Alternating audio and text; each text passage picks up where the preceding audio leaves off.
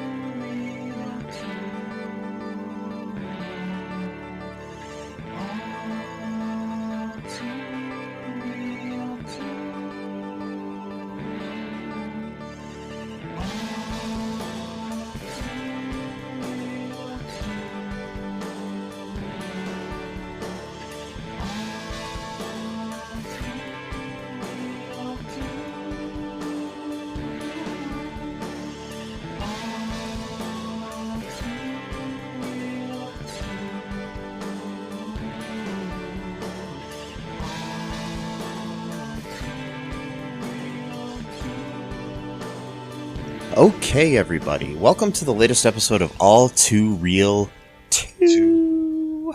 My name is Michael E. Cullen II, and with me via Zoom is Matthew Stir Haas. Is that Andalorian or No, that is a cocaine-fueled / magic mushroom hallucinogenic trip, otherwise known as a segment of the Star Wars Holiday Special. Yes. If you didn't know by the description of this episode that you chose to listen to, we are covering the Star Wars Holiday Special, which is a 1978 American television special set in the universe of Star Wars. Yes. Somehow. Yes. It was directed by Steve Binder. Kill him. Yes. Sorry. It was written by Pat Proft, Leonard Rips, Bruce Valanche, Rob Warren, and Mitzi Welch. Yeah. And we're done. That's it, right? Oh, that's it. It's over. The episode is fucking over. I swear to God, I do not want to talk about this movie. I think, if this does take place in the Star Wars universe, I genuinely believe that it's in the mind of Lumpy, who is Chewbacca's son, and that he has either one or multiple severe psychiatric disorders, and he needs to be medicated pronto, because I don't even know what to make of some of this stuff in the movie. I really don't. And don't even say it to be insulting. I'm just saying from a sort of just medical perspective, like, for example, if you're a child who is waiting for your dad to come home, and then you switched on the thing, and then you're watching a cartoon that is displaying what your father is currently experiencing at that time, but in cartoon format. Either you are psychic, or this is a whole thing that's just a complete hallucination or delusion. Either way, it's not very safe. So Lumpy, I think, needs some immediate kind of assistance at the moment. Yes. well, not at the moment because he's 42 years old, but whatever. So hopefully he's had help since that time. Well, I mean, the fact that Chewbacca's family, two of them are named after things you can probably get when you have an STD. Yes, and you can become itchy or lumpy, and we'll explain that part later. Yes. But anywho, so yeah, I had to watch this over the course of 4 sittings. Wow. I couldn't watch it all in one go. I did watch the majority of it on the 4th sitting, but over half of it. Wow. But still, the first time I watched about 10 minutes each, the first 3 times. So, yeah, I watched the whole in one sitting. And that's probably why I was so freaked out by the drug trip that movie was, and quite literally, though, as you explained to me. So, yes. So, okay, a little background here. This was a holiday special that aired on CBS in November of 1978, like a year and a half after the original Star Wars film A New Hope came out. And this the events of this movie supposedly take place in between that and The Empire Strikes Back. Back then in the 70s, variety shows were pretty popular. Like Donnie and Marie and those type of things. Tony Orlando and Dawn and all those good, shows where you would have normally a charismatic host of some sort or two, like Donnie and Marie, and then you'd have like different, things happen in it. Like, there'd be a comedian, there'd be a guy spinning plates, there'd be a guy, juggling or whatever, and, a musical guest and things of that nature. So they tried to throw all that into this and create a narrative around it as well. Yeah. Yeah. Somehow a narrative. I mean, it's a very loose narrative. Very loose. God damn, sorry. This movie is so... It's hard to... It's one of those things where it's hard to talk about because I think it was Richie Rich's Christmas Wish or one of the... I don't know which one, where so much stuff is going on that it's hard to just focus on one thing. So then...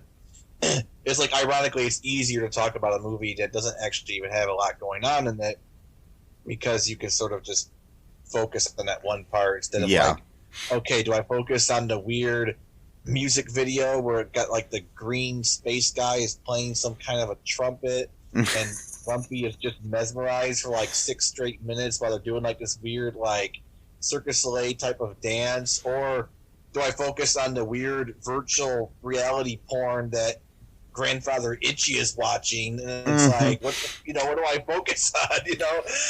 So, a little bit about this special.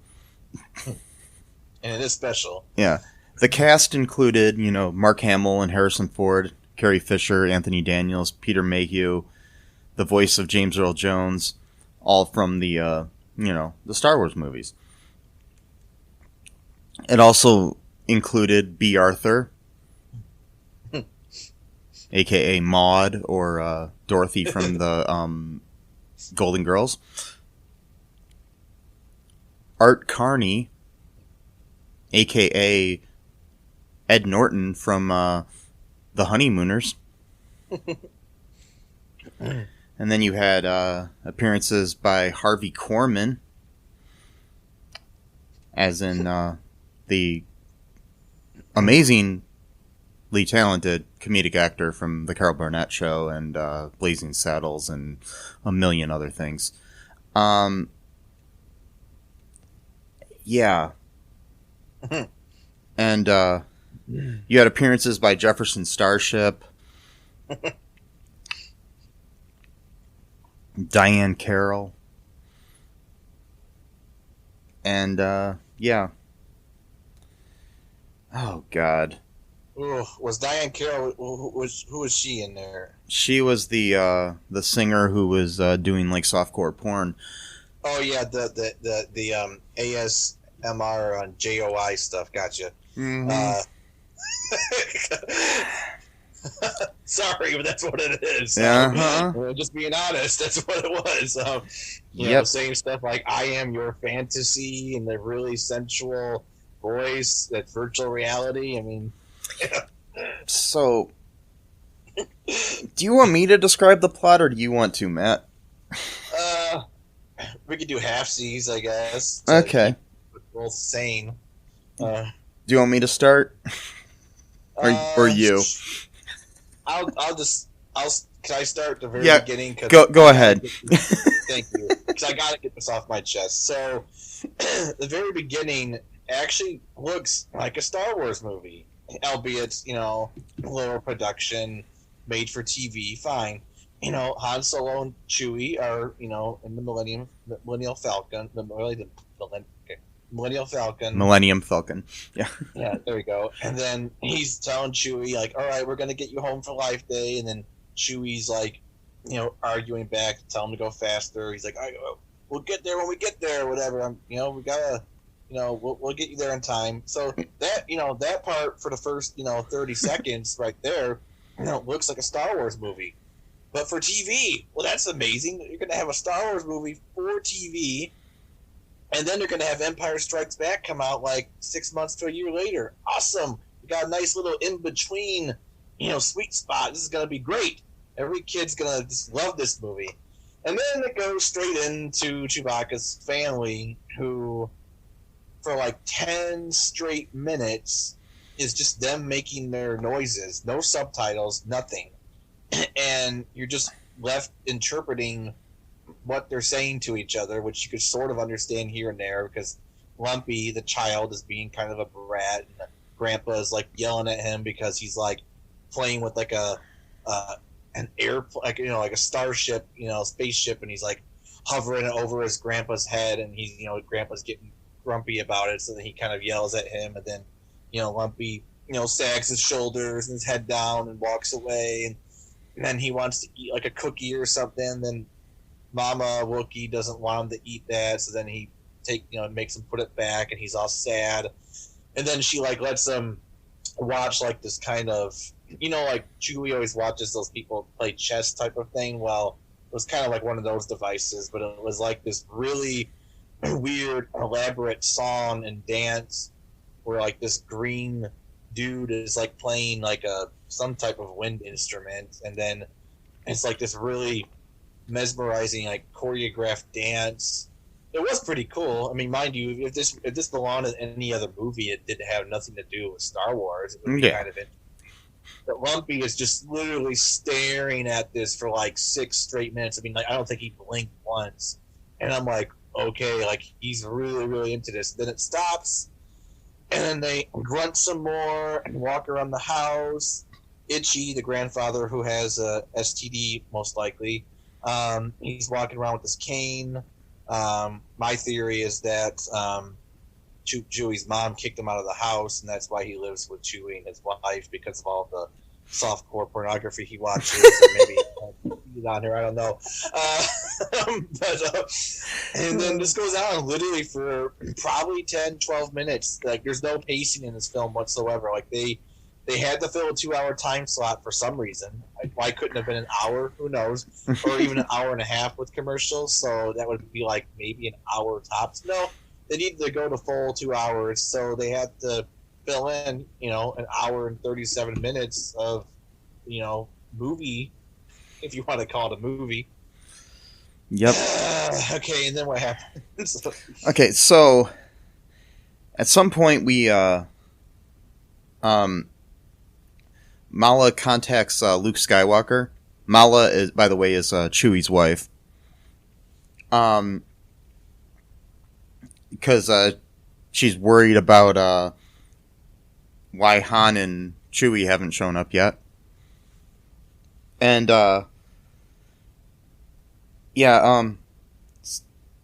Luke is, like, working along with R2-D2, and Mark Hamill, who had an accident prior to that, is wearing, like, really heavy makeup that makes him look like a drag queen. Or something. Yeah, literally. Or like he's, a mime or whatever. He's got, like, more makeup on than, like, Tammy Faye Baker. And, Totally. I said he looks like a femboy fantasy of Ben Shapiro. yes. I got nothing against femboys at all. I'm just saying that's what he looked like, And you have nothing against Ben Shapiro either, right? Oh, of course not. Oh, God. Anyways. We've got, he's working on his X-Wing fighter with R2-D2. Luke is. And, he tells Mala he doesn't know what's going on. Mala then contacts a local trader named, Son Dan, played by Art Carney. He's kind of a suave guy, even though he, he's kind of like the I don't know, the Lando Calrissian prototype, but he's not at all Billy D. Williams. And like a dollar store Lando. Yeah. It's like, like when you order Lando Calrissian on Wish, this is what you get. And he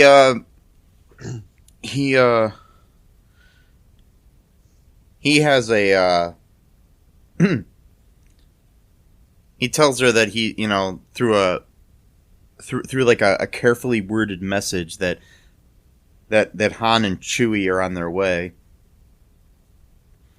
Somehow he knows. Yeah. Yeah, so then Mala goes to try to cook some stuff. And she's trying to prepare this meal. And she's watching like a cooking show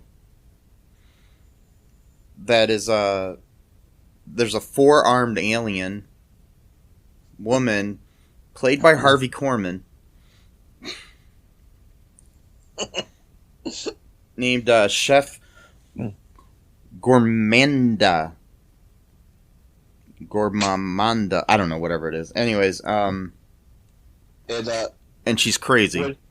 Was she? Or was he? Maybe it was just my TV. I don't mean to interrupt you, but I need to know this actually because you might know more about this than I do probably. But in my TV, it looked like almost like he was in blackface a little bit. Maybe it was just my TV, but I think they made him like slightly like purplish or something. Oh, okay, so maybe that's what. Yeah. All right. Yeah, I mean, he did have like a little bit of a coloration to his skin. I don't think it was like blackface per se, but yeah, and so later on, Son arrives with some Life Day gifts for everyone, including a virtual reality fantasy program for Itchy.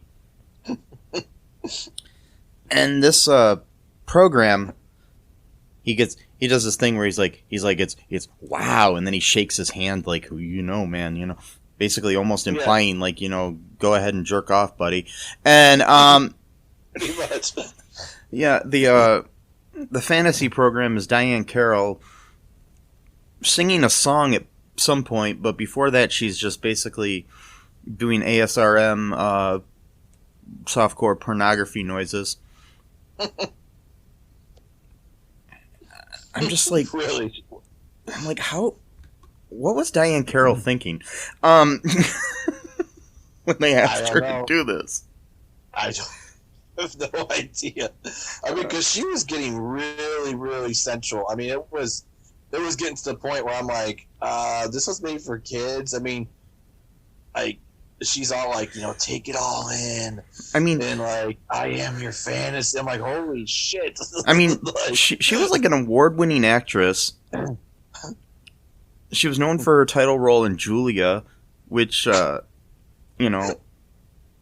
which was the first television show to star an African-American woman in the lead. They paid her a lot of money to do it. I know. I'm just like, okay. But anyways, maybe she didn't know it was going to be as bad as like maybe she filmed her part yeah. and it seemed okay just by itself, but then they added all the shit later. I don't know. Anyways, we then go back to the Falcon. Chewie and Han,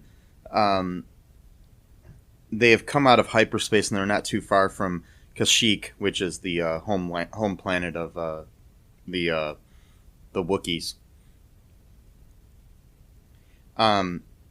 Which is still canon. That part is, Kashyyyk is still their home planet. Han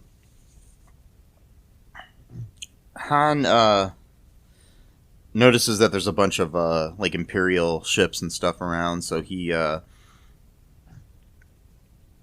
they decide to land on the north side of the planet, but I guess Chewie's family's on the other side.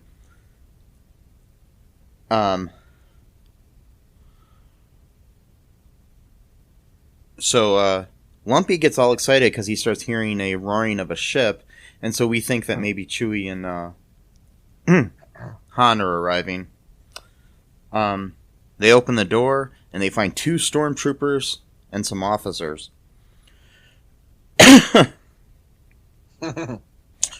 The Imperials force their way into the house. They're trying to search for Chewbacca. The Art Carney's character Son and others attempt to distract them with food, and then one of the officers who's wearing a Death Star outfit, which no Imperial officer would wear outside of the Death Star. Just wanted to point that out. That guy, Son distracts him with a music box that features a video by Jefferson Starship, which is the best part of the whole fucking thing, because the song's actually decent. Yeah, exactly. Yeah. I wrote too later on that it looks like a pink dildo saber. Yes. I don't know why my mind is I'm having very blue thoughts and humor lately for some reason. That's because you're blue, Baba Dee, Baba Doo, or whatever. Blue, by the way, is British slang for kind of like, raunchy or whatever. I don't know. That's what it looked like. It literally looked like. I know. Maybe not intentionally, but how they colored it with the technology they had back then for that kind of thing, that's literally what it looked like. So I'm like, okay. Also, too, can I mention Itchy's fantasy again for a second? Yeah, go ahead. Mention it as much as you want. To me, that's the highlight of the whole film, is Itchy's virtual reality fantasy. Okay, so the whole point of this device is that it's not actually virtual reality. It's actually something far more advanced than that. Because what this does is that it actually puts your thoughts onto the screen or whatever it is. So this means Itchy was actually thinking about this woman that he either just conjured up in his own mind or had actually seen her at some point in time, which again, I think is the latter, because I'm going back on my theory that he may have cheated on his wife with her somehow, and then I'm not sure how a beautiful woman like that would be attracted to Itchy, but whatever. We're in Star Wars universe here, so it's different. And he's like thinking about her again, because he hasn't seen her in a while. Because after his wife kicked her out, she didn't actually know he was married. She thought he was single, and that's the only reason why she slept with him. But then when she found out that he got kicked out of the house by his wife, then she cut everything off. Like, all right, well, we can't see each other anymore because I don't I don't get involved with adulterers and stuff like that and like home wreckers. So we're finished, and then he still has these fantasies about her, and then lo and behold, this guy shows up and gives him a device that allows him to not just have the fantasies in his own mind, but now is allowed to appear on like a screen. That's my theory, at least. My headcanon. I think that would have been a better special than the one we watched. Yes, it's more of a narrative at least than what we have. Uh-huh. It might be a bad narrative, but at least It's like it follows. It's like the Wookiee equivalent of like General Hospital or something. I mean, it's like a soap opera. Yeah, exactly. Ooh. General Hospital. No. And also too. So can I keep talking about this for a second? Go ahead, talk about it as long as you want. So the fact is, like, you're right that like he's like doing like the whole like wink wink nudge nudge thing. He's like, oh, it's hard to explain this thing. You'll figure it out. And he's like, hey, like it's just like, what the fuck. Yeah.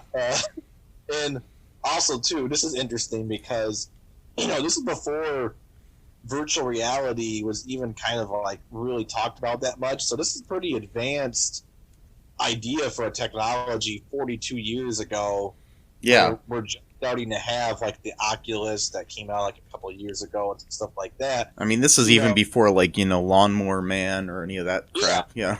So a few things from this movie actually were kind of ahead of its time. Like even to like the hologram stuff, which I know some movies have done already before, but like just including Star Wars.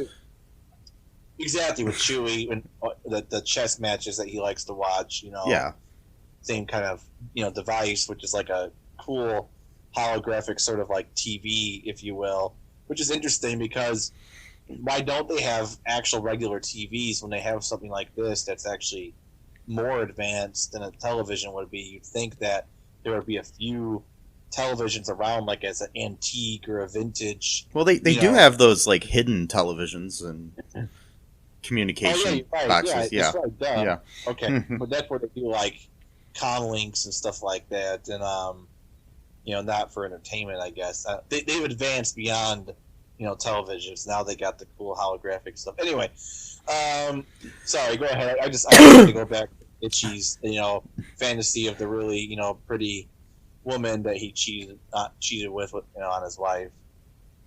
Did you want to take a quick break and come back to this, Matt? Sure. Okay, we'll be right back, folks. Hello, I'm Tom. And I'm Brian, Hosts of Be Hero Fights. home of the greatest debates of our time. We tackle the tough topics such as Fortnite versus Call of Duty. McDonald's versus Burger King. John Wick versus... Wait, is that really fair? Nevertheless, join us weekly on Spotify, Apple, Google, and pretty much anywhere you can find podcasts. And hear the madness ensue. And as always, fight on. And we are back. Okay. Yes. So, okay, Lumpy watches his porn. We already talked about that. I mean, Itchy does, not Lumpy. That would have been different. Anyways, 6 years old. So, okay, anyways, okay, we got to the point where Jefferson Starship is on there. Okay, after that, the officers continue to search the house and basically like destroy everything. While they're searching his room, Lumpy watches a cartoon of his father's many adventures. I don't think this was going on concurrently with what was happening, because Han and Chewie were already landed on Kashyyyk at that time. Oh, okay. Yeah. This was like I guess somehow there's a cartoon in this universe about Han Solo and Chewbacca and Luke Skywalker and stuff. Yeah, I guess so. And by the way, Han Solo looks fucking weird in this cartoon. Oh yeah, he does. Like nothing like He looks like like some kind of LSD Hunter S. Thompson dream or something. From from what was that movie? The Fear and Loathing in Las Vegas or something. Anyways,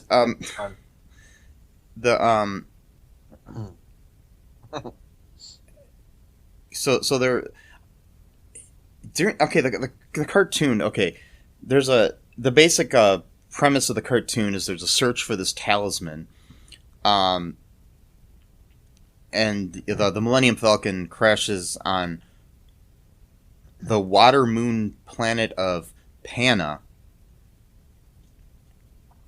And you have like all the main characters aboard. Anyways, they run into Boba Fett, who saves Luke from a giant monster and claims that he wants to help the rebels.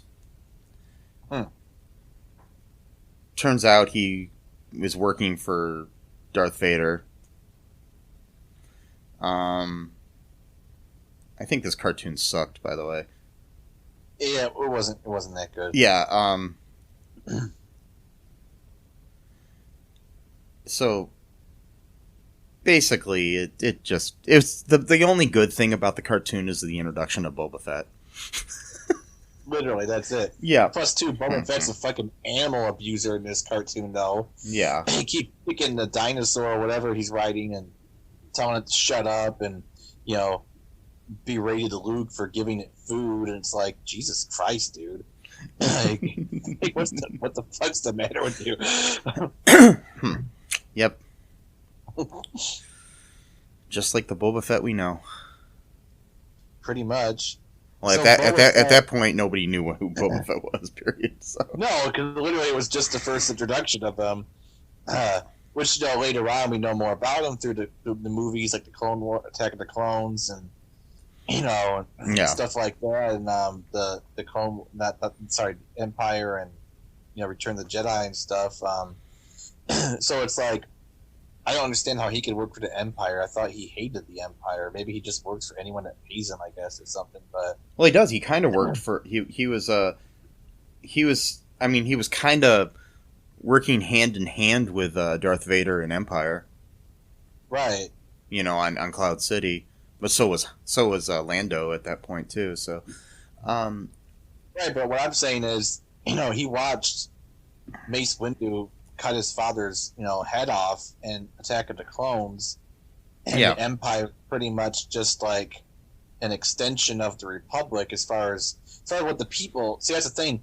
Everyone, the audience knows that the Empire pretty much just transplanted the Republic, but the people think that the Republic just sort of transitioned into the Empire. They don't know that there was like a coup.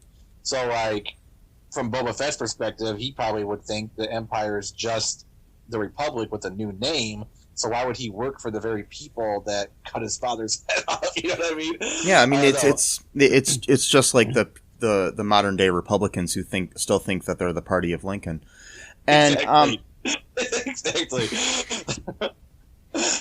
We sometimes get political here. Yes. It's okay. It's a variety show. It's a variety show. Except that we don't have ASMR JOI porn here. But, so sorry if that's what you're looking for. We don't do that here. Not yet. That's what our whole next episode is going to be about, Matt. The whole episode. It's Itchy doing ASMR. The whole episode is just me going, ooh. Ah. Oh God. Okay. Anyways, that's nice. That's what it's going to be like with me, folks. So if you want to tune in, All 2 ASMR is our new podcast. Anyways, God. So at some point, God, I hate this thing. At some point, Lumpy was had some kind of device thing that he was trying to put together, and he was watching a like an infomercial about how to put it together. Yeah, it was on for like 5 minutes. That had a incompetent robot played by Harvey Korman in it. What the fuck? Yeah, and you get the pitch shifting and all that. I'm like, seriously, what the fuck are we watching here? I know. How could anyone working on this movie actually think this was a good idea? Like, literally, I understand they wrote the script in one night when they were doing cocaine. Okay, that's writing the script. How did people actually put this together, literally taking hours out of their day, probably working around the clock, and actually think, yeah, you know what? Let's just have an infomercial of a guy teaching someone how to build a computer and have that go on for 7 straight minutes. But, that's not enough. We need to make sure that the guy's voice is pitch shifting all weird and he's like being wound down like one of those toys where you wind up and put his head down and falling asleep. What the fuck does that got to do with Star Wars? Furthermore, what does the cooking show have to do with Star Wars? I swear to God, when he's going like, stir, whip, stir, whip, whip, whip, stir, and it keeps going faster, and like, whip, whip, stir, it's like, oh my fucking God, like, what is going on here? Like, Well, I mean, to be fair, at this point, nobody knew what Star Wars was about yet because there had only been one movie. yeah, but that one movie at least had some inclination. Yeah, okay, we don't know the rest of the 8 movies are going to be like fine, but this you watch A New Hope and you watch this, you know there's nothing like what New Hope is going on in this movie. There was nothing in New Hope with a robot alien going stir whip whip whip stir and like then like putting their fourth arm and like There wasn't? beating the what's that? There wasn't? In the version I watched, there was. No, well, maybe you had like the extended cut, but, you know, that you should just throw in the trash immediately. But oh, Jesus Christ, this movie, man! I swear to fucking God, this movie. Well, this special. Killed me, special killed me. Then you got the B. Arthur song, which was actually touching in a weird way. Where the Empire closed down all the businesses. Yeah, go ahead. Yeah, so to get to that, what we had was a thing where they required viewing of random people in the Mos Eisley Cantina. I don't know why, but Ackmena is the character that B. Arthur's playing. Mind you, I think Tony Award-winning, Emmy Award-winning B. Arthur. Yeah. Was too good for this role. Yeah. So was Art Carney. So was Diane Carroll. So was everybody associated with this whole fucking thing.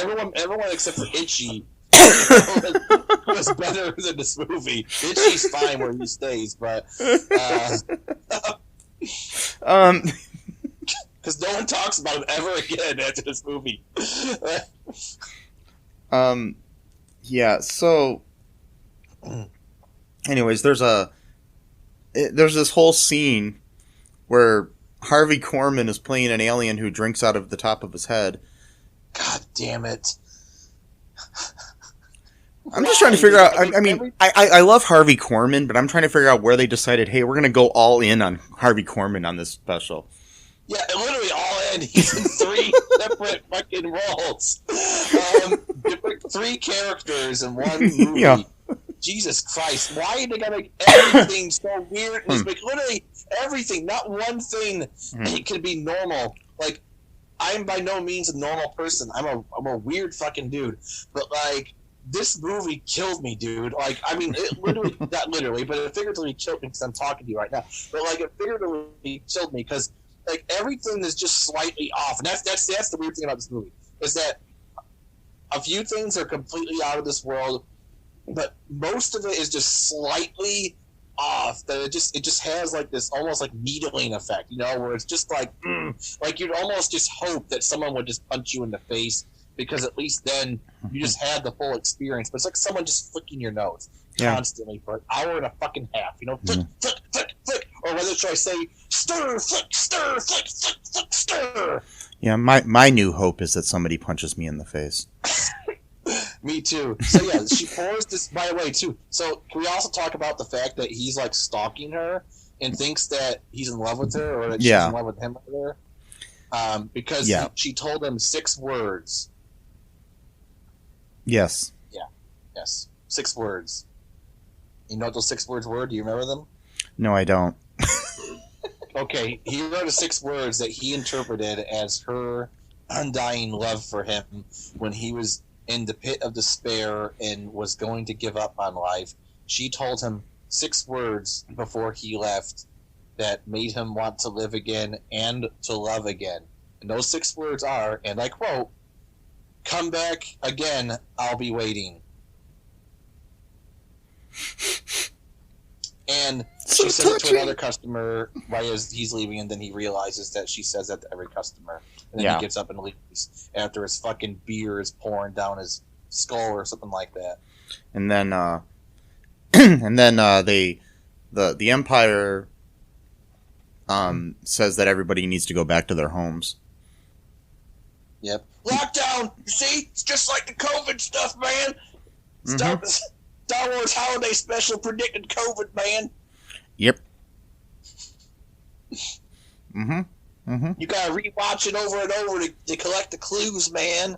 It won't make you go insane if you watch it 14 times in a row. This is how QAnon was started. I think it was. It's how we started from watching this. Like, you know what? Maybe COVID, or sorry, the so-called COVID, shrinks our heads to the point that we can't drink out of our mouths anymore. We got to pour it directly into our skulls. But then that is what actually creates, the urge to go vote for Joe Biden, which Well- I know did not win the election. Well, the reason that they're making us wear masks is because eventually we're going to have to drink through the top of our heads, so we don't need our mouths anymore. Exactly. And then, we're going to have B. Arthur say, come back again, I'll be waiting, and then we're going to think that we love B. Arthur. I mean, who doesn't love B. Arthur? We're just saying, but whatever. I mean, she was Dorothy. And she was Maud. Well, Yep. I don't Uh-oh. want Maud be a feminism. I was going to say, that show had an abortion in one episode, so that's evil. Oh, dude. Oh, I can't watch that show no more. Oh, by the way, so speaking of Maud and thereby All in the Family, which Maud was a spinoff of. Yeah. Did you not know that Archie is the everyman that He's if the you're hero. conservative and if you're a conservative and watch All in the Family, that when you watch Archie go off his rants, you're actually supposed to agree with him instead of mocking him, which is the whole point of the show. Did you know that? He's the hard-working American. Who got a job from his uncle? Yep. Nepotism. Mm-hmm.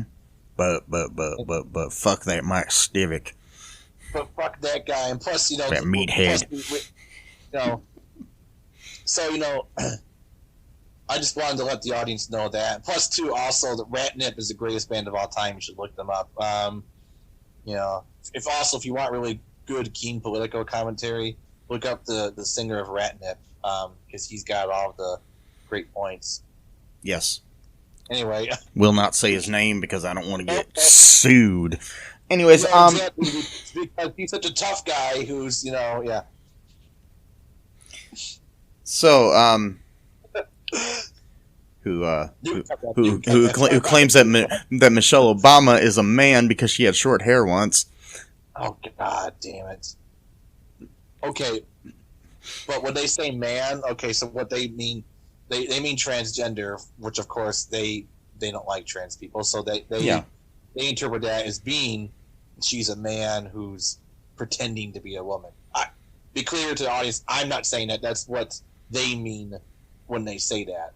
And that theory, quote theory, goes back to like at least 2012 with Alex Jones and all those idiots, Mm-hmm. Anyway. But back to something that really makes sense in the world, Matt. Yeah, yes. The Star Wars Holiday Special. So yeah, we get a cool song sung by B. Arthur at one point. Trying to get the people to leave her bar. Yes. It was actually a good song. Probably the second Yeah. best part of the whole special. I don't know. That and Jefferson Starship and I forget the pornography. Anyways, the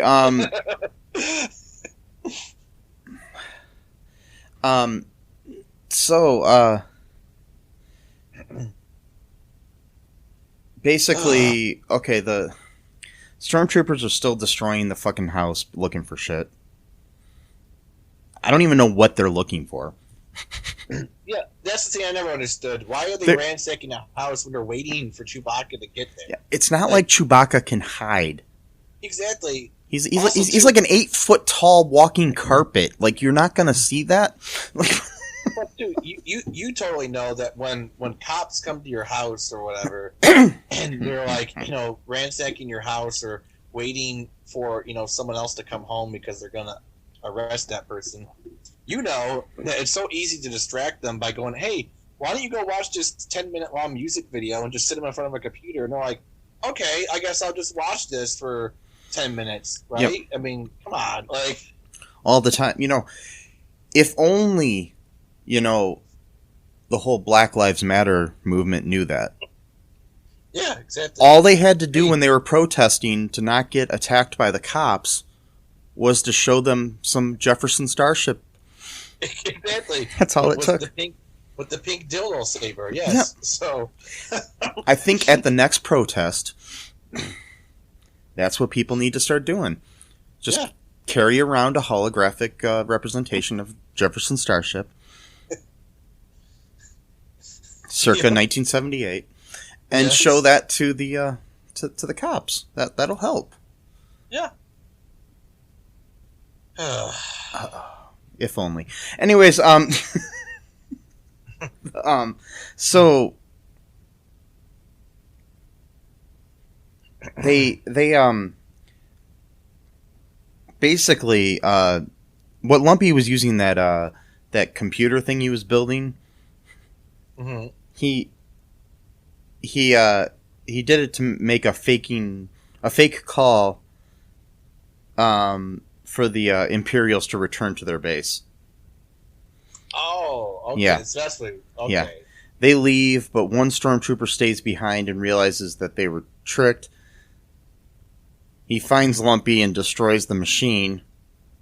Computer thingy-mabobber. Then he chases Lumpy outside where they're like balancing on the porch of their tree house. Yeah. So then Han and Chewie arrive. Chewie protects Lumpy, and Han kills the stormtrooper in a holiday special. Well, he didn't kill him exactly. The guy fell off because his gun fell and he tripped over his gun. Yeah. He fell down. And if we know anything from people falling in Star Wars things, that does not mean that they're dead. Yeah, well, if you're a Jedi. But, well, no. What I'm saying is, Luke fell, he didn't die. Darth Maul fell down, didn't die.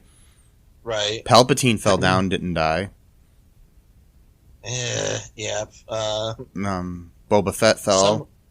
Didn't die. Boba Fett, somehow Palpatine returned. That's my favorite line ever in a movie. Mm-hmm. Like, we have no way of explaining this, so somehow Palpatine returned. Yep. And then we get that in the mouth of a character that has, like, nothing to do with, like, the Jedi or anything like that. It's like, fucking Poe. Mm-hmm. And it's like, okay, do you have any force powers? No. Okay, go to hell. We don't care about you right now. Don't talk about, Sith shit, right now. Because you have no bearing on this conversation. Get the fuck out of here, Poe. Sith shit. That's what I would have said. But, Sith shit. yeah. Yeah, I like that. Sith shit, man. Yeah. Oh, god damn. There's a guy, I can't remember his name right now, but he hosts a podcast called Full of Sith. I like it. There's a so you know, anyways, basically an Imperial officer appears on a view screen in their living room, giving a general alert for the missing stormtrooper. Our good old smooth guy Son quickly responds to the trooper, and it responds that the trooper stole supplies and then deserted. And they just believe it. Exactly. They're like, oh, okay. We'll look into that. So, with everything, you know, all the danger averted and everything, the family prepares to go to the festival at the Great Tree of Life. They hold some glowing orbs and appear in space wearing red robes. And there's some, like, really weird acid trip, and then they arrive at the Tree of Life, where many are gathered, including C-3PO and R2-D2, Luke, Leia, and Han as well. Leia gives a short speech and takes over this, like, celebration for some reason, and sings a really annoying song.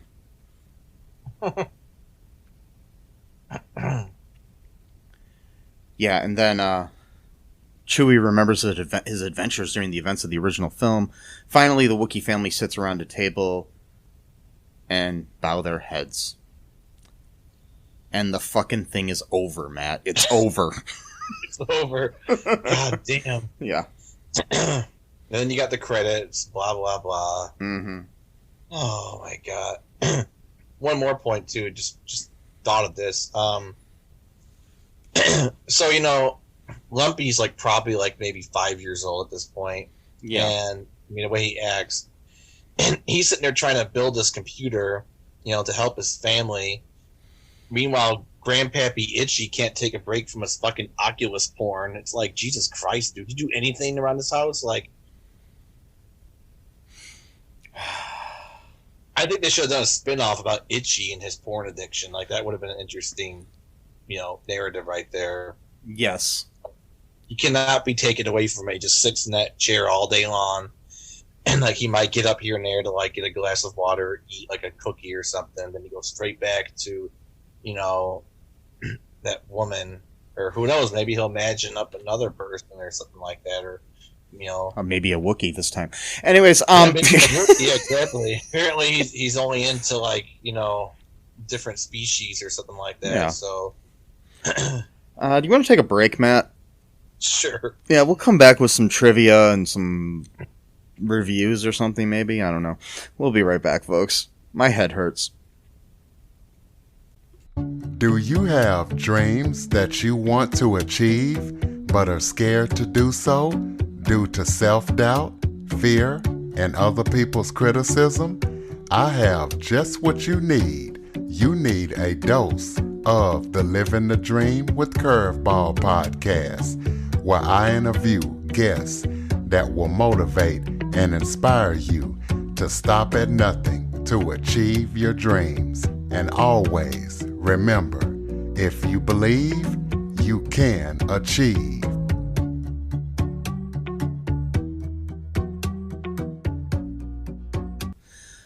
And we are back. Oh, God. Okay, so you want to hear some trivia about this, Matt? Yes, I would actually. Okay. According to Carrie Fisher, George Lucas gave her a copy of the special as a gift for recording the DVD commentary for Star Wars A New Hope. She claimed that she played it at parties when she wanted her guests to leave.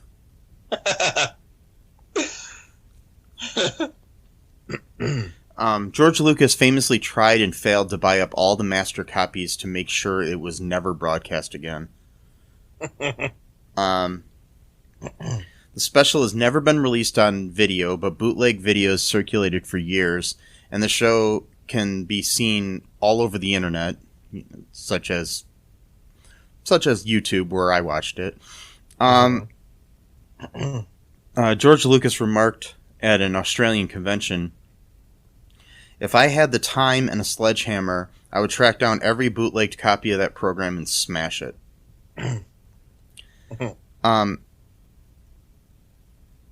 Yeah, Harrison Ford didn't want to appear in this, but was convinced later.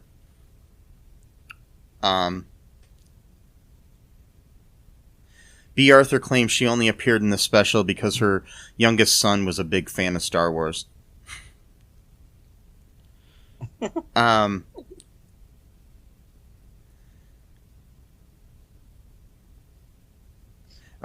The Life Day song that Carrie Fisher sings is based on the theme song from Star Wars.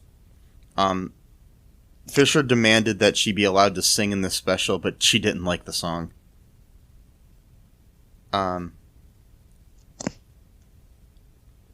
According to David Akamba, he recommended Robin Williams for the special, but the producers turned him down. This is before Robin was anybody, really.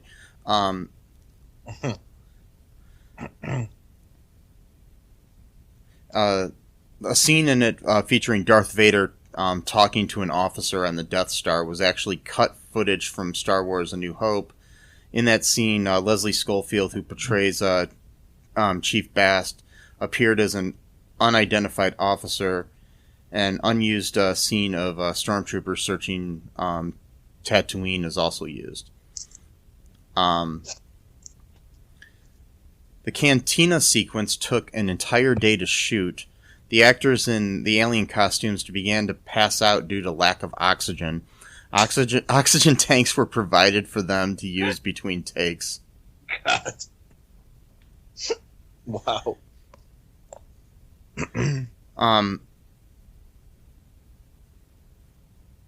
So, Son Dan was an early incarnation of Lando Calrissian. I guess I was right. In early drafts of the Star Wars, of Star Wars,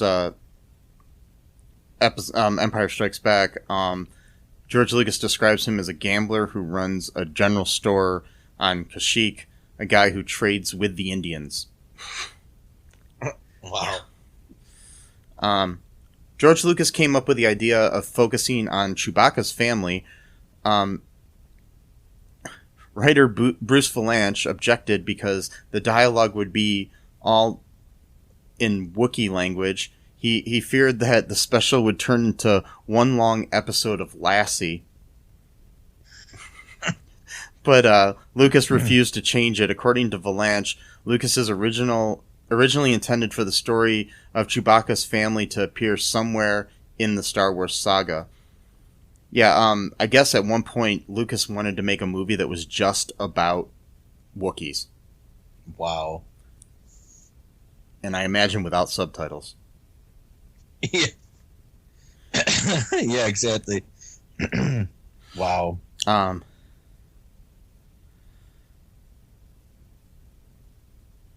Yeah, basically, almost everybody involved in the project is embarrassed by it.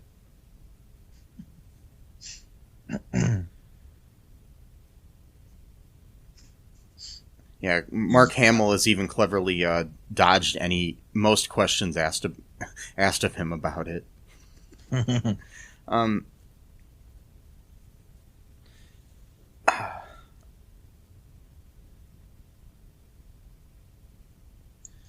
Yeah, so according to Mitzi Welch, the sequence with Diane Carroll was intended to be softcore porn that would pass the censors. Yep, see, I was right. Yeah, Bruce Vilanch has admitted that he was using cocaine heavily while helping to write the special. Probably because he hated the idea, so he's like, fuck it. Yeah. Better take some drugs. Yeah, Mark Hamill was recovering from reconstructive surgery after a near fatal car accident. That's why his face looks like that in the movie. I mean, the special.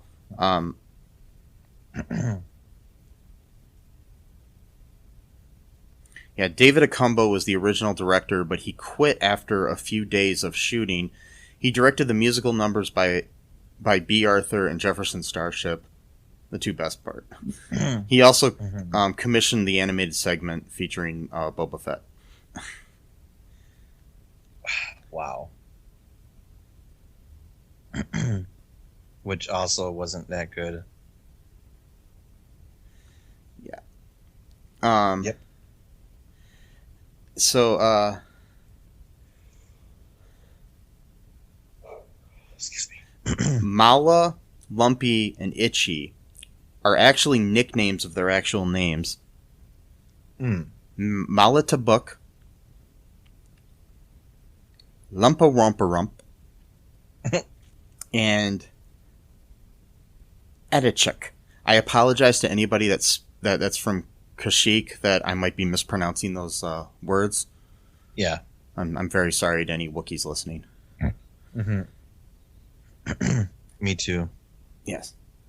I'm also sorry that your planet and species was, totally just made to be a mockery of by this fucking movie. Yes. Yeah, the Ambin sniper rifle, which Boba Fett uses in the animated short, was adapted into official canon. It is a standard weapon of Din Djarin in The Mandalorian. Mm-hmm. Yeah, so. All right, that's some trivia. There's a lot more, but Okay. Can I read the small excerpt? Yes, you from can. the George Lucas biography called George Lucas: A Life by Brian J. Jones. Okay. It's a really short one because, like I said, I think he wanted to do George Lucas a solid by not talking too much about it. Yes.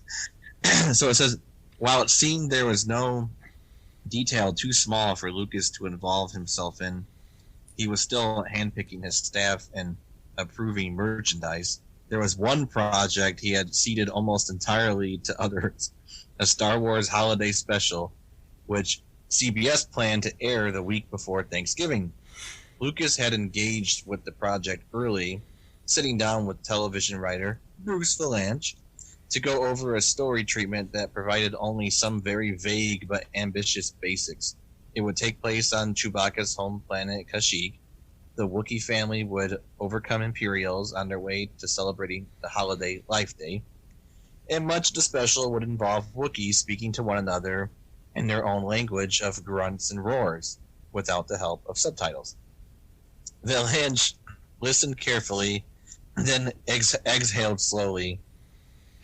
You've chosen to build a story around these characters who don't speak, he told Lucas incredulously. The only sound they make is like fat people having an orgasm. Lucas glared back unamused, and Vilanch threw up his hands in surrender. Lucas, said Vilanch, quote, had what a director needs to have, which is this insane belief in their personal vision, and he was somehow going to make it work. It didn't. Lucas, preoccupied with making Empire and building his company, put the special entirely in the hands of its veteran producers, Dwight Hemian and Gary Smith, and opted instead to view video footage of the work as it was completed. But as he watched his characters woven into painfully unfunny comedy bits, featuring Harvey Korman with musical interludes by Jefferson Starship, Lucas could see that he had a problem. Even Ford, Hamill, and Fisher, gamely reprising their film roles, couldn't transcend the material. All three looked miserable, though Fisher was thrilled at the chance to sing a Life Day song set to the tune of Williams' Star Wars theme. Yet another cringe-inducing moment. The only segment that sparked any interest from Lucas was an 11-minute animated feature by the Canadian company Nelvana Ltd, whatever that means. Limited, yeah. There you go. Which would give audiences their first look at Boba Fett, which you already mentioned. With the wheels coming off, all Lucas could do was let it go and take his name off of the show. heavily promoted by CBS and eagerly awaited by fans. This was Star Wars on TV, after all. The Star Wars Holiday Special aired on November 17, 1978, and was an unmitigated disaster. Producer Dwight Hemian called it, quote, the worst piece of crap I've ever done. Lucas called it a, quote, travesty. He had given up control, and Star Wars had ended up looking stupid. It was a mistake he was determined not to make happen again. So that kind of explains why he became so heavily involved in like the prequels and shit like that. It's because he's like, I can't let this happen again. like, so say what you want about Jar Jar Binks and all that stuff. Yeah, you know what? We could have had another freaking holiday special on our hands. So, you know, yeah, they had originally intended for it to be like a yearly thing where they were going to do like a new special. Oh my God. Yeah. So again, praise the Lord for Jar Jar Binks, because you could have gotten that fucking chef again doing the stir, whip, stir. Yeah. So good. Just saying. Either Jar Jar. And then sadly he did let it happen again when he sold Star Wars to Disney and allowed them to make the Rise of Skywalker. You fucker. Yep. Anyway, sorry. Exactly.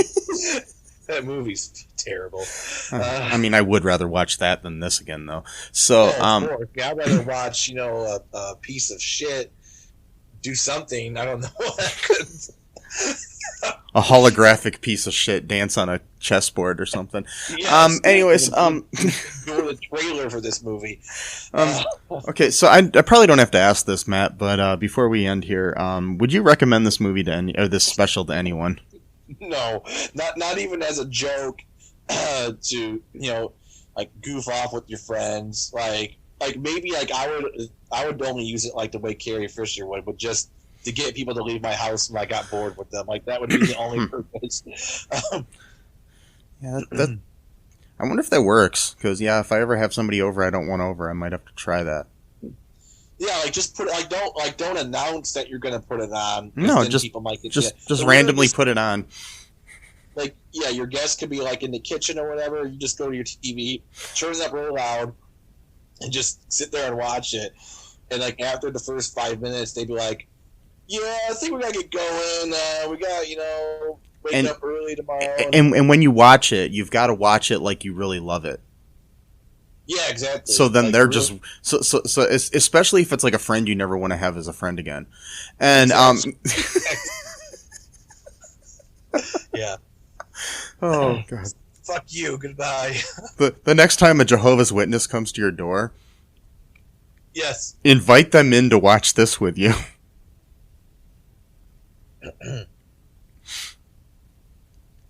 Then maybe they'll stay. I don't know. Yeah. Anyways.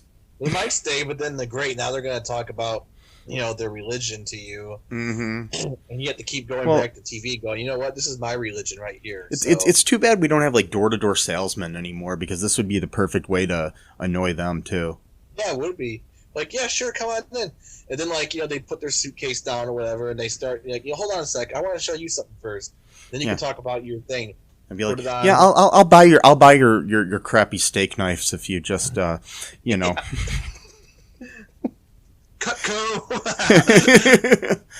All right. Yes, Cutco actually has some pretty good knives, but the overall business model is terrible. But yeah. Anyways, anything else here, Matt? Before we blast off into a galaxy far, far away. Just have a happy Life Day or Christmas if that's what you celebrate.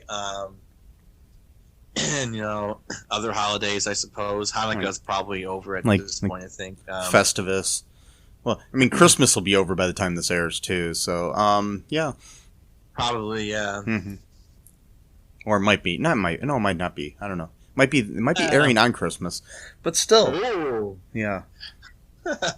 Depends on when I decide to put this up. But yeah. So. I just apologize, I guess, for making people endure. Well, I mean, not making them. They made the choice to listen to this, but I apologize nonetheless, I guess. Mm-hmm. But then again, listening to us talk about it is not anywhere near as bad as actually watching the movie. Yes. So That is true. Anyways, so if there are, have a happy New Year if this airs before the New Year. Happy Life Day. Happy Festivus. happy holidays, which In general. we're not allowed to say anymore. We gotta say Merry Christmas now. That's the new rule. Okay. The Christians won the war on Christmas, so now people are forced. We have to say Merry Christmas now. We gotta do it. Now it's the rule that we must do it. Yeah, fuck the Wookiees. Anyways, Yeah. Oh God. So, anyways, follow us on social media. Make sure you check out our Patreon. Please do it. Buy some cool shirts at TeePublic. We got that in the show notes. Who Follow knows? us on Facebook. All the We social might have needs. we might have some, material like, Itchy watching, his Oculus porn. Probably not. But, Maybe. Who knows? We might. God. But anyways, love you all. Miss Jamal. And By the way, he would have loved this episode. oh yeah, I was hoping to do this one day with him on here, so it kind of sucks. But It is, yeah. anyways, hopefully everybody's safe and wearing masks and stuff if you're still supposed to when you listen to this. And have a happy Life Day. Yep. Bye-bye. Thanks for listening to All Too Real 2 podcast, a Cullen Park production. Produced and edited by Michael E. Cullen II. Music by Matthew Hawes. Subscribe and share the show. Visit us at cullenpark.com.